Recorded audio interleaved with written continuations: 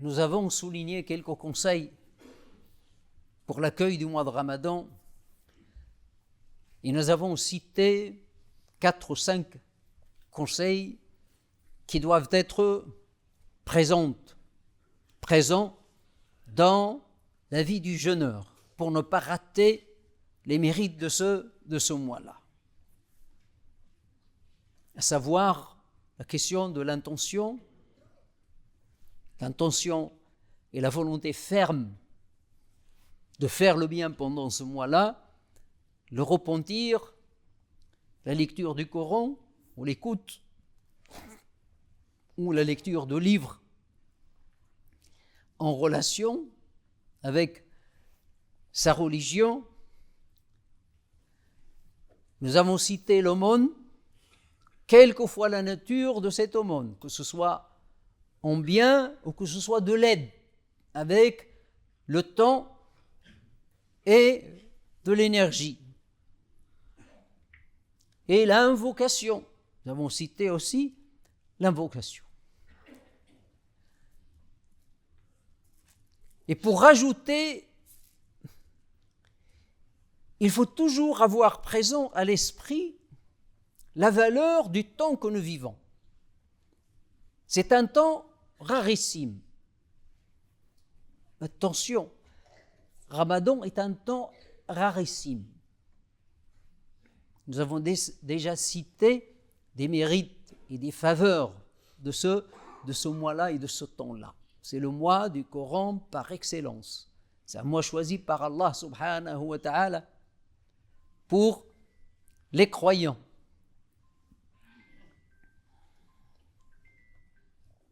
Plus on a cette connaissance, plus ça nous aidera à mieux profiter des mérites pendant ce mois-là.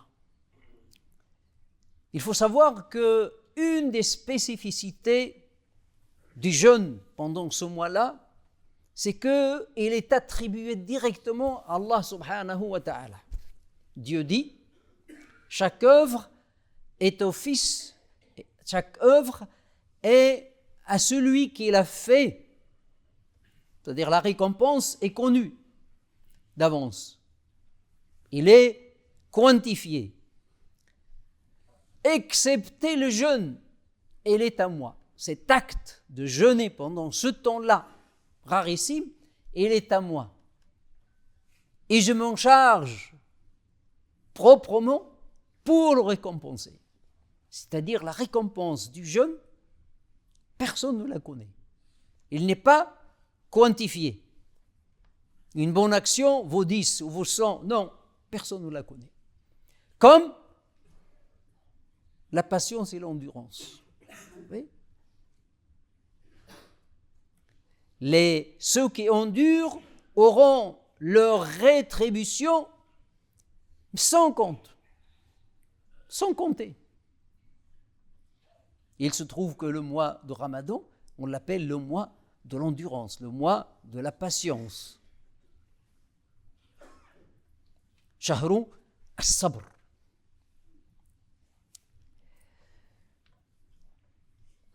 Donc, nous adorons Allah subhanahu wa ta'ala par cette endurance. Cette endurance de se priver de désir et de passion pendant ce mois-là, un temps donné, quotidiennement. Ce qui vise à faire triompher l'esprit sur le corps. Ce qui vise à briser la puissance et le fardeau des désirs et des passions. Parce que les désirs et les passions sont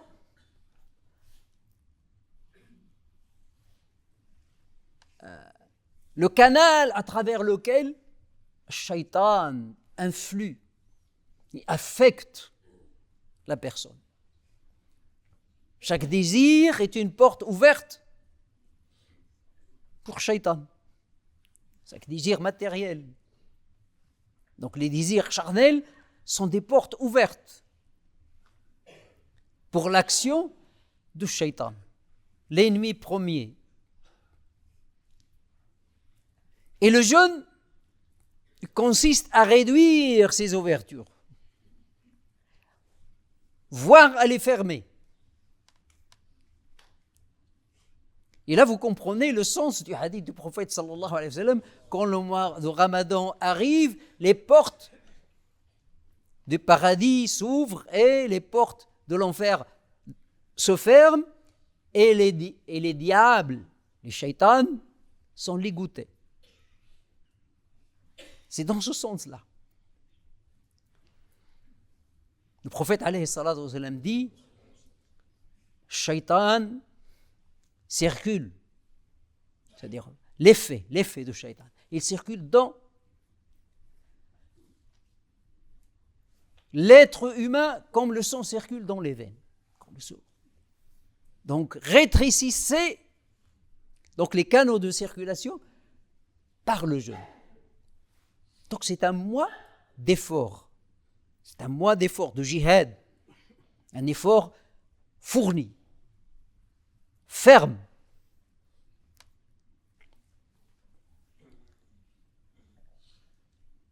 Et quand on connaît ça, donc la première chose à laquelle il faut songer, c'est qu'il faut protéger et observer ce moment. Observer le moment, parce que le moment il est sacré, le temps il est sacré, il est rarissime, et observer l'adoration qui a lieu pendant ce moment-là. Comment? Il y a beaucoup de choses. Je vais insister juste sur une ou deux. Donc si le moment est rarissime, si le temps est rarissime, c'est un temps donné par Allah subhanahu wa ta'ala au profit des croyants. Il est dit que Allah subhanahu wa ta'ala vous accorde dans votre vie des moments de faveur, favorables, de surcroît de miséricorde. C'est-à-dire c'est des bouffées d'oxygène pendant ces moments-là. Donc interceptez ces moments-là, peut-être vous serez touché par une de ces bouffées et vous ne connaîtrez plus jamais le malheur après. Et c'est un temps rarissime où Allah subhanahu wa ta'ala accorde aux croyants pour les élever. Et c'est pour cela il faut observer cela, parce qu'on est l'adoration, on est amené et on est appelé à la protéger, c'est-à-dire à l'observer comme il se doit. Hafidhu ala salawat, protégez et observez vos prières. Mais toutes les adorations, nous devons les observer. Le jeûne, tout ce qui est adoration, nous devons l'observer. Alors, pour observer cela, il faut éviter tout ce qui peut être en contradiction avec la sacralité du moment. La sacralité du temps. Donc si le temps est rarissime, il ne faut pas le gaspiller. Le gaspillage, par exemple, passer sa journée à dormir, passer la plus grande partie de la journée à dormir, c'est un gaspillage. C'est une dévalorisation de ce temps qui vous a été accordé pour vous élever. Ou passer le temps à discuter futilement, sans travail, je ne parle pas des gens qui travaillent, les gens qui travaillent sont dans une occupation, mais les gens qui passent leur temps à discuter pendant le mois de Ramadan. Les discussions du mois de Ramadan que ce soit par téléphone, que ce soit dans des assemblées pour tuer le temps, ou dans les cafés, etc., etc. Vous savez, il y a des gens qui ont cette dépendance des cafés, même pendant le mois de Ramadan. Après l'Asr, vous les trouverez toujours sur une chaise. Ils ne boivent pas, ils ne fument pas, rien du tout, mais ils discutent. À ce point-là, le temps est devenu lourd, alors que le temps, il est rarissime. Vous savez, la chose rarissime, tout le monde la cherche. Sauf que beaucoup de musulmans, le temps n'est pas rarissime. Ce temps n'est pas rarissime pour eux, c'est pour cela ils veulent s'en débarrasser. Ils prient Allah subhanahu wa ta'ala que ça finisse, parce qu'ils s'ennuient trop. Ce sont les vrais chômeurs. Les chômeurs spirituels. Le chômage spirituel est très grave. Ou des discussions qui mènent généralement, à la médisance, à la colportation, à l'insulte, à la dispute, etc., etc. Ce qui est incompatible avec ce temps rarissime. Rappelez-vous, on avait déjà dit que il y a des lieux sacrés et il y a des temps sacrés. La mosquée, par exemple, est un lieu sacré. Si tu es dans la mosquée Al-Haram ou dans n'importe quelle mosquée, mais tu ne rentres pas dans la mosquée pour jouer ou pour discuter ou pour rigoler. Tu profites du moment parce que tu es en présence d'anges. Est-ce que tu as déjà vu des gens qui sont en train de jouer à côté de l'Kaaba? C'est le moment, il n'a pas le temps. Il a la chance d'être à côté de l'Kaaba ou dans la mosquée du prophète ou dans n'importe quelle autre mosquée. Il profite du moment pour chercher la proximité d'Allah subhanahu wa ta'ala. Il y a des temps qui sont sacrés, qui sont rares, comme le mois de Ramadan. Mais ce n'est pas des temps qui sont faits pour jouer. Quand je dis jouer, c'est-à-dire gaspiller le temps. Il n'est pas interdit de jouer. Aller jouer ou faire du sport, non. Tout ce qui est utile est bon.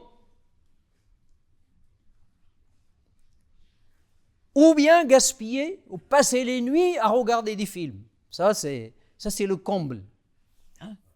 Les nuits du mois de Ramadan qui sont des nuits sacrées, rarissimes. Beaucoup de musulmans programment déjà les films à voir. Il y a même des gens qui sont abonnés à Netflix, tu vois. Netflix, ils payent pour regarder les films. C'est comme s'il n'y avait pas de... Pendant le mois de Ramadan. Je ne dis pas que c'est haram de regarder les films. Non, je dis que c'est incompatible avec le moment. Quand tu es dans une classe, pour apprendre, tu ne joues pas au téléphone. Le jeu n'est pas haram. Mais c'est incompatible avec le moment. C'est exactement ça. Le mois de Ramadan, c'est un mois d'effort, un mois de travail, un mois de rattrapage. Donc on ne joue pas. Alors passer des nuits à regarder les feuilletons, à regarder les trucs, ça c'est le comble de désastre. La dépendance à ce qui est médiatique. Ça peut arriver une fois pour regarder quelque chose d'intéressant, etc. Mais le mois de Ramadan, il est fait pour autre chose. Où il est le Coran à réciter? Où sont les invocations? Où sont les prières? Où sont... Et on se demande où les gens trouvent ce temps pour aller regarder des séries, des films. Mais c'est la question du centre d'intérêt, le souci. Le souci. Quand on a le souci d'une chose, il nous occupe. Et tout notre programme est fait autour. Mais quand il n'y a pas de repère, On laisse le temps. On est entraîné par le mouvement du temps. Mais on n'est pas entraîné par un programme qui est établi d'avance. Le Hassan al-Basri, radiyallahu tabaraka wa ta'ala anhu, une fois pendant le mois de Ramadan, sur la route, il voit des gens qui sont en train de rigoler. Il passe le temps. Il leur a dit, Dieu a fait de ce mois-là un moment de rivalité entre les gens. Certains sont arrivés les premiers, ils ont gagné. Et d'autres ont raté la course, ils ont perdu. C'est surprenant de voir des gens rigoler et jouer le jour de la concurrence, le jour de la rivalité. Le jour où on distinguera ceux qui vont réussir et ceux qui ont perdu. Il n'a pas parlé ni de haram ni rien, mais il a parlé d'incompatibilité, que ces gens-là ne valorisent pas le temps qui est en train de passer. Le temps qui est en train de les dépasser.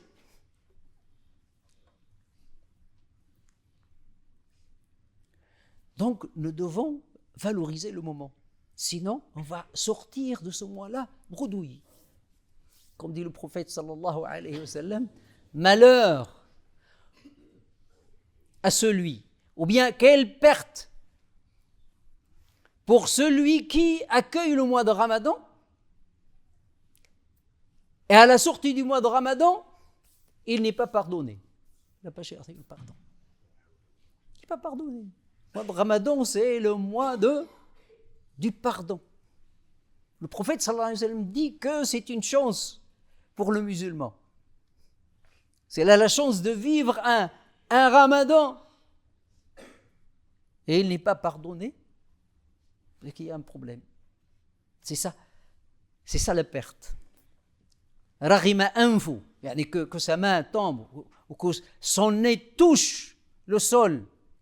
Une expression qui signifie la perte. نسأل الله تبارك وتعالى أن يجعلنا وإياكم من يستمعون